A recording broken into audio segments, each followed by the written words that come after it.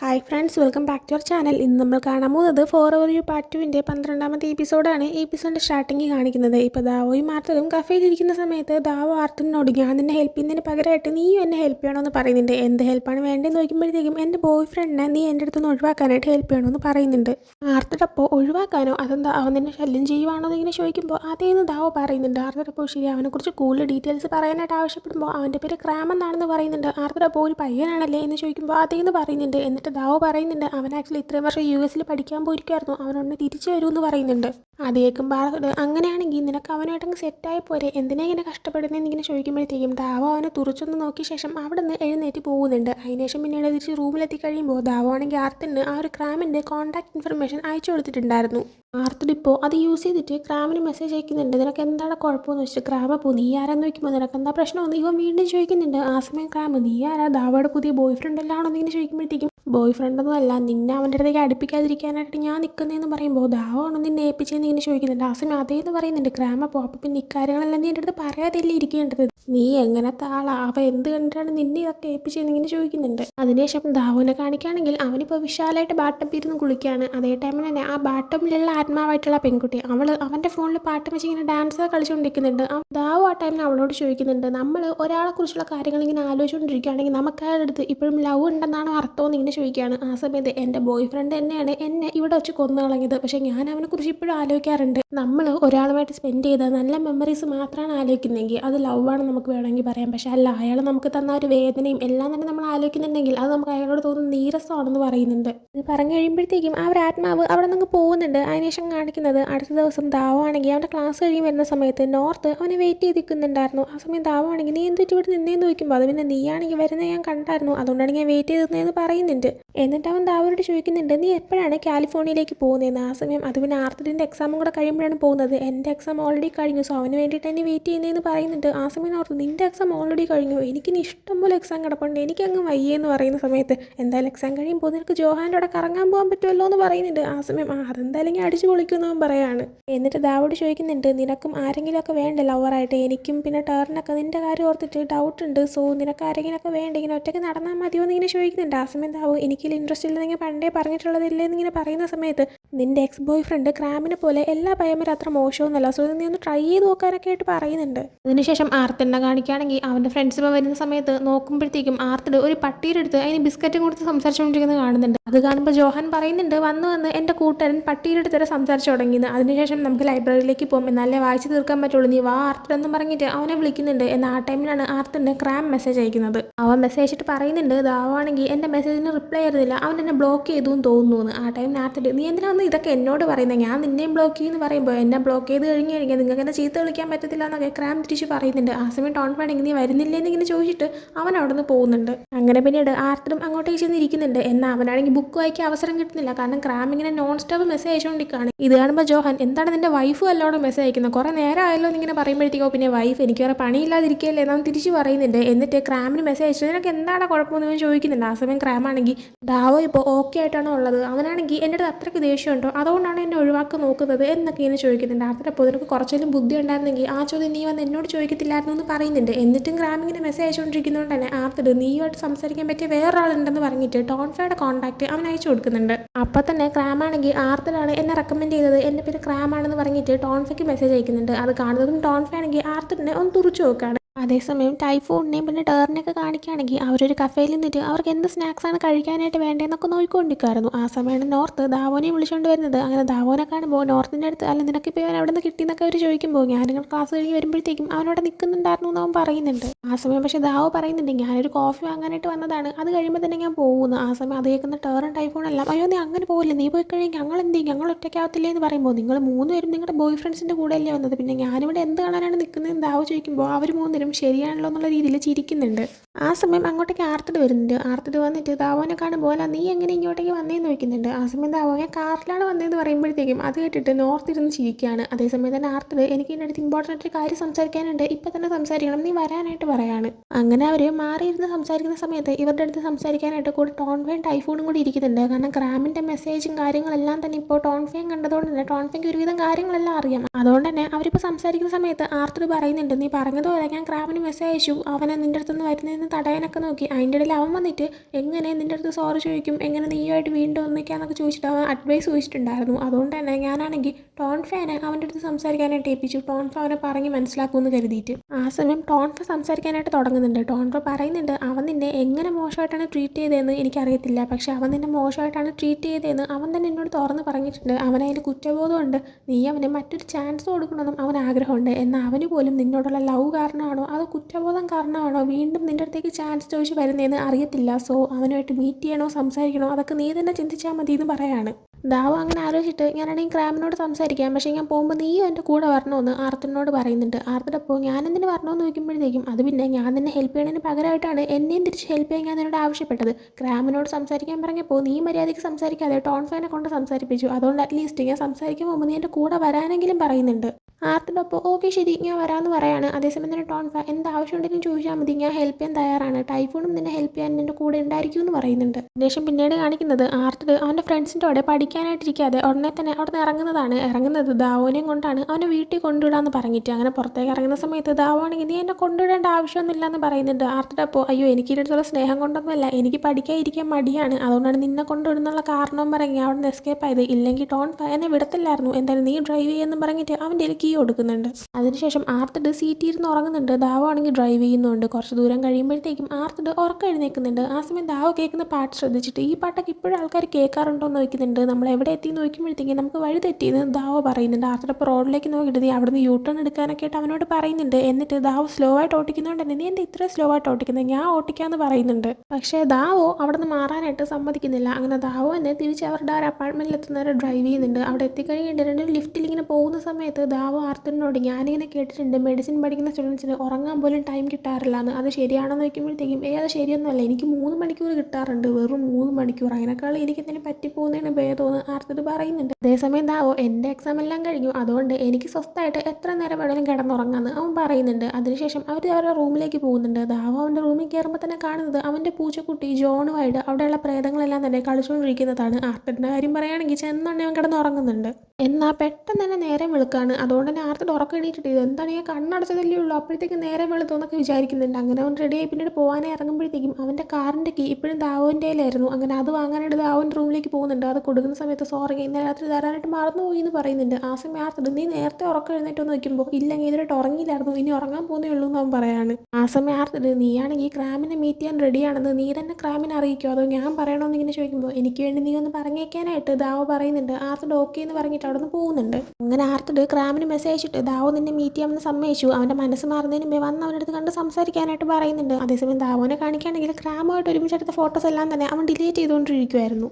ആ സമയം ആർത്തിട്ട് അവന് മെസ്സേജ് അയച്ചിട്ട് നിന്നെ മീറ്റ് ചെയ്യാനായിട്ട് ക്രാം വരുമെന്ന് പറയുന്നുണ്ട്. അങ്ങനെ പിന്നീട് പറഞ്ഞ സ്ഥലത്ത് അന്ന് മീറ്റ് ചെയ്യാനായിട്ട് പോകുന്നുണ്ട്. ദാവോയുടെ കൂടെ ആർത്തിട്ടും പോകുന്നുണ്ടായിരുന്നു. അങ്ങനെ ക്രാം ഇരിക്കുന്ന ടേബിളിലേക്ക് ചെന്നിരിക്കുന്ന സമയത്ത് ആർത്തിട്ടും കൂടി ഇരിക്കുന്ന കാണുമ്പോൾ ക്രാമാണെങ്കിൽ നീ എന്ത് കാണിക്കാതെ ഇവിടെ ഇരിക്കുന്നത്, നീ പോകാനായിട്ട് പറയുന്നുണ്ട്. ആ സമയം ആർത്തിട്ടാണെങ്കിൽ ഞാൻ ഇവിടെ തന്നെ ഇരിക്കുമെന്ന് പറയുമ്പോഴത്തേക്കും എന്താ ഇവൻ്റെ സെക്യൂരിറ്റി ഗാർഡായിട്ടുള്ള ജോലി നിനക്ക് തീർന്നില്ലേ എന്നിങ്ങനെ ചോദിക്കുന്നുണ്ട്. ദാവോ ആ ടൈമിന് ഞാനാണ് അവനെ എന്നോട് വിളിച്ചതെന്ന് പറയുന്നുണ്ട്. ആ സമയം ആർത്തിട്ട് പെട്ടെന്ന് സംസാരിച്ച് തീർക്കുക, എനിക്ക് വീട്ടിൽ പോയിട്ട് ഉറങ്ങാനുള്ളതാണെന്ന് പറയുന്നുണ്ട്. അങ്ങനെ ക്രാം നിനക്ക് സുഖമാണെന്ന് ഇങ്ങനെ ചോദിക്കുമ്പോൾ ദാവോ ആദ്യം സുഖമാണ്, നിനക്ക് എങ്ങനെയുണ്ടെന്ന് ഇങ്ങനെ ചോദിക്കുമ്പോഴത്തേക്കും ഞാൻ അത്ര ഓക്കെ അല്ല, സത്യം പറഞ്ഞാൽ എനിക്ക് ഇതിനടുത്ത് സോറി ചെയ്യണമെന്നുണ്ടായിരുന്നു, എനിക്ക് ആ ഒരു കാര്യം ഇങ്ങനെ മനസ്സിൽ തന്നെ കിടക്കുമായിരുന്നു, ഐ എം റിയലി സോറി, ഞാൻ അങ്ങനെ ചെയ്യാനായിട്ട് പാടില്ലായിരുന്നു പറയുന്നുണ്ട്. ആ സമയം ദാവോ നീ എന്തിനാണ് സോറി പറയുന്നതെന്ന് ചോദിക്കുമ്പോൾ നീ എന്താ ഉദ്ദേശിക്കുന്നതെന്ന് അവൻ ചോദിക്കുന്നുണ്ട്. ദാവോ അപ്പോൾ നീ സോറി ചോദിക്കുകയല്ലേ, നീ എന്ത് കാര്യത്തിനാണ് സോറി ചോദിക്കുന്നതെന്ന് എക്സ്പ്ലെയിൻ ചെയ്യാനായിട്ട് പറയുന്നുണ്ട്. അങ്ങനെ ക്രാം പറയുന്നുണ്ട് അത് പിന്നെ ഫസ്റ്റ് ഞാൻ നിൻ്റെ പുറകെ വരുന്ന ടൈമിന് അത് ആക്ച്വലി എൻ്റെ ഫ്രണ്ട്സുമായിട്ട് ചെയ്തൊരു ബെറ്റായിരുന്നു, നീ ഭയങ്കര പ്രൈവറ്റ് ആയിട്ടുള്ള ഒരാളായിരുന്നു, അതുകൊണ്ട് തന്നെ നിന്നെ അങ്ങനെ സെറ്റാക്കാനൊന്നും പറ്റത്തില്ല എന്നൊക്കെ എൻ്റെ ഫ്രണ്ട്സ് പറഞ്ഞു. സോ നിന്നെ സെറ്റാക്കുകയാണെങ്കിൽ ക്യാഷ് തരാമെന്ന് പറഞ്ഞിട്ടൊരു ബെറ്റ് വെച്ചിട്ടാണ് ഞാൻ നിൻ്റെ പുറകെ വന്നത്, നിന്നെ എൻ്റെ ബോയ് ഫ്രണ്ട് ആക്കിയെന്നും പറയുന്നുണ്ട്. ആ സമയം എന്നെ നിൻ്റെ ബോയ് ഫ്രണ്ട് ആക്കി കഴിഞ്ഞാൽ ബെറ്റായിട്ട് എത്ര രൂപ തരാമെന്നായിരുന്നു നിൻ്റെ ഫ്രണ്ട്സ് പറഞ്ഞിരുന്നതെന്ന് നോക്കുമ്പോൾ 5000 രൂപയാണെന്ന് അവൻ പറയുന്നുണ്ട്. ദാവോ ഇപ്പോൾ നിനക്ക് നീ സ്വന്തമായിട്ട് അധ്വാനിച്ച് അത്രയും പൈസ ഉണ്ടാക്കാനായിട്ട് പറ്റാത്തതുകൊണ്ടാണ് നീ ഇങ്ങനെ കാണിച്ചത് ഇങ്ങനെ ചോദിക്കുന്നുണ്ട്. ആ ടൈമിന് എനിക്ക് നിൻ്റെ അടുത്ത് ശരിക്കും ഫീലിങ്സ് ഉണ്ടായിരുന്നു എന്ന് പറയുമ്പോൾ എന്നിട്ടാണ് നീ എന്നെ ചീറ്റ് ചെയ്തത്, നീ ചെയ്ത ബാക്കി തെറ്റും കൂടെ പറയും, ഞാൻ എല്ലാം കേൾക്കട്ടെ എന്നിങ്ങനെ പറയുന്നുണ്ട്. അങ്ങനെ ക്രാം പറയുന്നുണ്ട് ആക്ച്വലി ഞാനാണെങ്കിൽ നമ്മൾ റിലേഷൻഷിപ്പിലായിട്ടും നിന്നെ ചീറ്റ് ചെയ്യുന്നുണ്ടായിരുന്നു, നിൻ്റെ നിന്ന് വാങ്ങുന്ന ക്യാഷെല്ലാം ഫുട്ബോൾ കളിയിലേക്ക് ഞാനിങ്ങനെ ഗാമ്പിൾ ചെയ്ത് അങ്ങനെയായിരുന്നു യൂസ് ചെയ്തുകൊണ്ടിരുന്നത്, പിന്നെ അതേ സമയത്ത് ഞാൻ മറ്റൊരാളായിട്ട് ഇഷ്ടത്തിലുമായിരുന്നു, അതുമാത്രമല്ല പൈസയ്ക്ക് വേണ്ടിയിട്ട് നിൻ്റെ കുറച്ച് ഫോട്ടോസും ഞാൻ വിറ്റിട്ടുണ്ടെന്ന് പറയുന്നുണ്ട്. ഇതെല്ലാം കേൾക്കുമ്പോൾ ആർത്തർ നീ എന്ത് വൃത്തിയായിട്ട് അവനോട് നീ ഇത്രയും മോശം കാര്യങ്ങൾ ചെയ്യുന്നത് ഞാൻ വിചാരിച്ചില്ല എന്നൊക്കെ പറയുന്നുണ്ട്. എന്നിട്ട് അവൻ ദാവോയോട് അടുത്ത തവണ നല്ലൊരു ചെക്കനെ വേണം കണ്ടുപിടിക്കാനെന്നും പറയുന്നുണ്ട്. അതേസമയം തന്നെ ദാവോ അവൻ്റെ കൈ കിടക്കുന്ന ഒരു ബ്രേസ്ലെറ്റ് റിമൂവ് ചെയ്യുന്നുണ്ട്. ക്രാമിൻ്റെ മനസ്സിലുള്ള ശരിക്കുള്ള ഫീലിങ്സ് എന്താണെന്ന് അറിയാനായിട്ട്. അങ്ങനെ നോക്കുമ്പോഴത്തേക്കും ക്രാമിന് ഉള്ളിൽ കുറ്റബോധമായിരുന്നു ഉണ്ടായിരുന്നത്. അപ്പോൾ അതാവുകയാണെങ്കിൽ നിനക്ക് ശരിക്കും എൻ്റെ അടുത്തുള്ള ഇഷ്ടം കാരണമല്ല, കുറ്റബോധം കാരണം മാത്രമാണ് നീ ഇങ്ങോട്ടേക്ക് വന്നേക്കുന്നത്. സത്യം പറഞ്ഞാൽ ഞാൻ അത്ര വിശാല മനസ്കനൊന്നുമല്ല നിന്നോട് ക്ഷമിച്ച് എല്ലാം വെറുതെ വിടാനായിട്ട്. എൻ്റെ അടുത്ത് നിന്ന് ഇറ്റ്സ് ഓക്കെ, അത് കുഴപ്പമില്ല, അങ്ങനെ ഒരു വാക്ക് പോലും നീ സത്യം പറഞ്ഞാൽ ഡിസേർവ് ചെയ്യുന്നില്ല. അതുകൊണ്ട് തന്നെ നീ ഇങ്ങനെ തന്നെ ജീവിക്കുന്നതാണ് നല്ലത്. പിന്നെ നിനക്ക് ഇത്രയും ബുദ്ധിയുണ്ടെങ്കിൽ നീ അത് ഉപയോഗിക്കാൻ നോക്ക്. ഇനി എൻ്റെ ലൈഫിലേക്ക് കയറി വരരുതെന്ന് പറഞ്ഞിട്ട് ദാവ അവിടെ നിന്ന് എഴുന്നേറ്റ് പോകുന്നുണ്ട്. ക്രാമാണെങ്കിൽ അവനെ തടയാനേ നോക്കുന്നുണ്ട്. എന്നാൽ ആർത്തിൻ്റെ ക്രാമിനെ തടഞ്ഞ ശേഷം ഇനി നീ അവൻ്റെ പുറകെ പോരുത്, അവൻ്റെ സ്ഥാനത്ത് ഞാനായിരുന്നെങ്കിൽ ഈ നേരം കൊണ്ട് നിൻ്റെ ആരും തീർന്നേനെന്ന് പറഞ്ഞിട്ട് അവിടെ നിന്ന് പോകുന്നുണ്ട്. അതിനുശേഷം ദാവ് തിരിച്ച് റൂമിലേക്ക് വന്നിങ്ങനെ ബെഡിൽ കിടക്കുന്ന ടൈമിന് അവൻ്റെ അടുത്തേക്ക് എമ്മ വരുന്നുണ്ട്. കുറച്ച് ദിവസമായിട്ട് എമ്മ അവൻ്റെ അടുത്ത് ഉണ്ടായിരുന്നില്ല. സോ എമ്മ ഇപ്പോൾ വരുമ്പോഴത്തേക്കും നീ ഇത് എവിടെ പോയതാണ്, എന്താ ഇപ്പോൾ പെട്ടെന്ന് തിരിച്ചു വന്നതെന്നൊക്കെ ചോദിക്കുമ്പോൾ അത് പിന്നെ നിനക്കിപ്പോൾ നിൻ്റെ പൂച്ചയെ ജോണിനെയൊക്കെ കിട്ടിയില്ല, പിന്നെ എൻ്റെ ആവശ്യമില്ലല്ലോ എന്നിങ്ങനെ പറയുമ്പോൾ പിന്നെ എന്തിനാണ് നീ വന്നേന്ന് ചോദിക്കുന്നുണ്ട്. ആ സമയം എമ്മയാണെങ്കിൽ അത് പിന്നെ നിന്നൊന്ന് കൺഗ്രാജുലേറ്റ് ചെയ്യാനായിട്ട് വന്നതാണ്. കാരണം ക്രാമായിട്ടുള്ള കാര്യങ്ങളെല്ലാം നീ സോർട്ട് ചെയ്തല്ലോ, മനസ്സിലുണ്ടായിരുന്ന ആ ഒരു ഭാരം അതിപ്പോൾ മൊത്തത്തിൽ തീർന്നില്ലേ, ഇനി നിനക്ക് സമാധാനമായിട്ട് ഇരിക്കാൻ പറ്റുമല്ലോ എന്നിങ്ങനെ പറഞ്ഞ ശേഷം എമ്മ അവിടെ നിന്ന് പോകുന്നുണ്ട്. അതേസമയം ആർത്തിനെ കാണിക്കുകയാണെങ്കിൽ അവ ഇപ്പോൾ ക്രാമിൻ്റെ കൂടെ ഒരു ക്ലബ്ബിൽ ഇരിക്കുകയാണ്. ക്രാമാണെങ്കിൽ ഡ്രിങ്ക് ചെയ്തിട്ട് ദാവ ഒരു മുഖം കണ്ടപ്പോഴേ എനിക്ക് മനസ്സിലായി അവനിപ്പോൾ എൻ്റെ അടുത്ത് മുമ്പത്തെ പോലെ ഇഷ്ടമല്ല എന്ന്. അത് മാത്രമല്ല എൻ്റെ അടുത്ത് കുറേ ദേഷ്യപ്പെട്ടപ്പോൾ അവന് കുറേ ആശ്വാസമായി കാണുമല്ലേന്ന്. ആർത്തിനപ്പോൾ ആയി കാണുമെന്നിങ്ങനെ പറയുമ്പോൾ ദാവ ഇപ്പോൾ എങ്ങനെയാണുള്ളത് നോക്കുന്നുണ്ട്. ആർത്തിനപ്പോൾ ഞാനങ്ങനെ അറിയാനാ, ഞാൻ ഇവിടെ അല്ലേ ഇരിക്കുന്നതെന്ന് പറയുന്നുണ്ട്. ക്രാമ സമയം ഞാൻ വിചാരിച്ചത് നിനക്ക് ശരിക്കും ദാവന് ഇഷ്ടമാണ്, അതുകൊണ്ടാണ് നീ അവനെ ഹെൽപ്പ് ചെയ്യുന്നതെന്ന്. ആ സമയം അങ്ങനെയൊന്നുമില്ല, ഞങ്ങളുടെ ഇടയിൽ ഒരു എഗ്രിമെൻ്റ് ഉണ്ട്, അത്രേ ഉള്ളൂ എന്ന് പറയുന്നുണ്ട്. എന്നിട്ട് ക്രാമിൻ്റെ അടുത്ത് അല്ലെങ്കിൽ തന്നെ നീ എന്തിനാ എന്നെ ഇവിടെ പിടിച്ചിരുത്തിയിരിക്കുന്നത്, നിനക്ക് ഇതൊക്കെ വേറെ അടുത്തിനും പോയി സംസാരിച്ചാൽ പോരെന്ന് നോക്കുമ്പോൾ ക്രാം എനിക്കിവിടെ പരിചയമുള്ള വേറെ ആരുമില്ല, പിന്നെ എനിക്ക് ഉടനെ തന്നെ തിരിച്ച് അബ്രോഡ് പോവുകയും വേണമെന്ന് പറയുന്നുണ്ട്.